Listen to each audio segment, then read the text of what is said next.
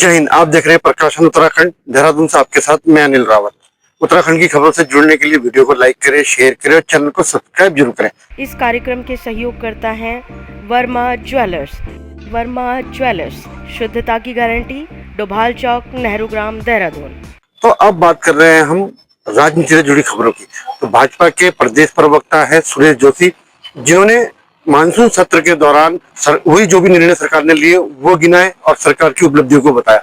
साथ ही उन्होंने कांग्रेस द्वारा किए गए प्रदर्शन को गैर जिम्मेदाराना बताते हुए कहा कि प्रदेश की जनता ने उन्हें ब्रांडेड कम्बल के अंदर खराटे लेते देखा। तो आइए सुनते हैं क्या कहते हैं भाजपा प्रवक्ता सुरेश जोशी। विकास के बारे में विस्तार से चर्चा हो सके। जिस प्रकार से पूरा राज्य आपदा प्रभावित हो रखा है, आपदा सके इसको लेकर के सरकार के द्वारा विपरीत परिस्थितियों में गैरसैंण में सत्र का आयोजन किया गया, लेकिन विपक्ष के विधायकों के द्वारा जिस प्रकार वहां से सदन का समय को जाया किया गया और वहां पर महत्वपूर्ण विधेयक वहां पर पारित किए गए, उसको लेकर के हमारे भारतीय जनता पार्टी के बहुत ही वरिष्ठ नेता, हमारे प्रदेश के प्रवक्ता आदरणीय सुरेश जोशी जी विस्तार से, आदि तलवार जी हमारे मीडिया संपर्क विभाग के प्रमुख उपस्थित हैं। मैं आदरणीय सुरेश जोशी जी से अनुरोध करूंगा कि आप सबके मध्य में अपनी बात को रखेंगे।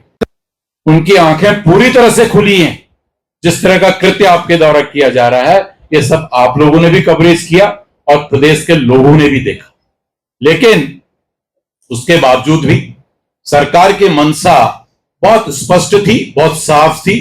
हम जिन विषयों को लेकर के गैरसैंण गए थे, हमारा अनुपूरक बजट था।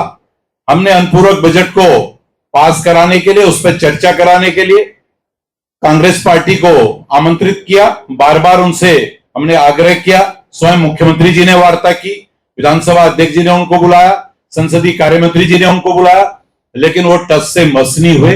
उन्होंने वार्ता करना उचित नहीं समझा, तो सरकार के द्वारा प्रदेश के रक्षा और प्रदेश के हितों को मद्देनजर रखते हुए हम लोगों ने अनुपूरक बजट को पास किया। विधानसभा के अंदर अनुपूरक बजट आया, पास किया। उससे पहले कुछ विषय ऐसे थे कि जो हमारी कैबिनेट में आए थे, उन कैबिनेट के विषयों को भी, जिसका कांग्रेस मीडिया के उस पर जवाब दे रही थी, मीडिया पे वो बहिष्कार कर रही थी, मीडिया में बोल रही थी, लेकिन जब सदन के अंदर चर्चा करनी थी तो वहां भी वो गायब हो गए। उन्होंने गैरसैंण का सत्र आउट किया, तो उसमें जो मुख्य विपक्षी दल है वो आपदा में चर्चा करेगा, वो प्रदेश के अंदर जो और उनको कठिनाई लगती है, जनहित के जो मुद्दे हैं उन सब पर चर्चा करेगा।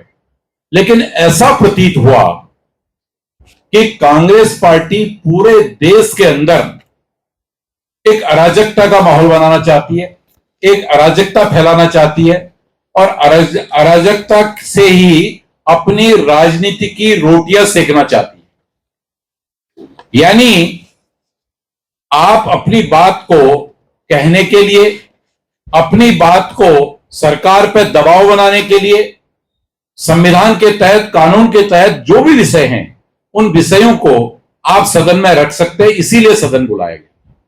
लेकिन सदन प्रारंभ होने से लेकर जितने समय तक वहां सदन चला, सिर्फ और सिर्फ अराजकता, अराजकता की यह हालत हो गई। कभी हम उत्तर प्रदेश के टाइम पे देखते थे कि भाई वहां माइक टूट रहे हैं, कुर्सियां एक दूसरे पे पटकी जा रही हैं। सेम वो परिस्थिति गैरसैंण में आज आप सब लोगों ने देखी। तो ये क्या अच्छा प्रदेश के लिए है, या मुझे लगता है क्या उस दल के लिए भी ये अच्छा है ऐसी अराजकता फैलाना? आप उसी बात को अपनी लोकतांत्रिक परंपरा के तहत, लोकतांत्रिक विषय के तहत आप अपनी बात को रख सकते थे। आपकी बात को कोई नहीं सुन रहा था, आप सत्र का बहिर्गमन कर सकते थे, बहिष्कार कर सकते थे। लेकिन यह बताइए कि सदन को तोड़ने का और सदन के अंदर अराजकता फैलाने का, सदन के अंदर अपशब्दों का प्रयोग करने का यह अधिकार आपको किसने दिया? क्या भारत? देखिए, हमारा सिर्फ इतना कहना है, अगर कोई भी मामला वित्त से लेकर के है, किसी नेता को, किसी व्यक्ति को यह लगता है कि यह गड़बड़ है, गलत है, तो मीडिया में आने से पहले उस विषय को कानूनन आपको प्रेजेंट करना चाहिए, प्रस्तुत करना चाहिए। देश के अंदर बहुत सारी एजेंसियां हैं, देश के अंदर माननीय न्यायालय हैं, आप न किसी विषय को न्यायालय में दे रहे हो, न किसी एजेंसी को सुपुर्द कर रहे हो। अगर मीडिया पे कोई विषय दिया जा रहा है तो ये सिर्फ और सिर्फ मुझे लगता है अपनी खोई हुई प्रतिष्ठा, अपनी खोई हुई राजनीतिक जमीन, अपनी अलोकप्रियता मीडिया के माध्यम से, मीडिया का सहारा लेकर के कोई व्यक्ति अर्जित करना चाहता है। इसमें हम क्या कह सकते हैं? वो तो खुद से भी कह रहे हैं कि मैंने 1 करोड़ रुपए जो है वो खनन माफियाओं से लाकर दिए हैं। बीजेपी के लिए लिए, वो साफ कह रहे हैं। भाई अगर उन्होंने लिए हैं तो उसको कोर्ट में जाए ना, वहां जहां पर को उनको लगता है कि ये चीज आपसे कह के तो समस्या का समाधान नहीं होगा, हमसे कह के भी नहीं होगा। अगर कोई चीज गलत हुई है देश के अंदर या प्रदेश के अंदर तो न्यायिक प्रणालियां हैं तो सही। आप हरक सिंह जी से पूछिए कि क्या साहब आप इस विषय को लेकर के किसी न्यायालय पे गए या किसी एजेंसी के पास गए, बीजेपी ने गलत कर रखा है। तो बीजेपी तो राजनीतिक दल है, बीजेपी तो आप हम सब लोगों का एक समूह है। आप भी तो कई लोग ऐसे होंगे जो बीजेपी के कार्यकर्ता होंगे, बीजेपी की सदस्यता होगी बहुत लोगों की।